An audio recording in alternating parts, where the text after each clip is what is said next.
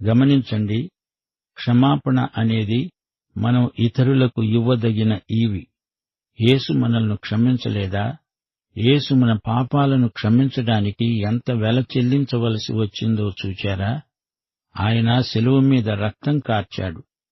మనం ఇతరులను క్షమించడానికి పరిశుద్ధాత్మే మనకు సాయం చేయగలడు. అలా క్షమించగలిగితే అది మన హృదయాలకు ఆనందం, మనశ్శాంతి కలిగిస్తుంది. మత్తయి సువార్త 18వ అధ్యాయం 21, 22 వచనాలు.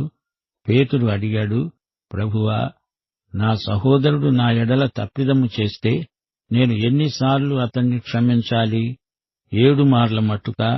యేసు అన్నాడు, 7 మార్లే కాదు, 77 మార్ల మట్టుకు, అనగా 490 సార్లు.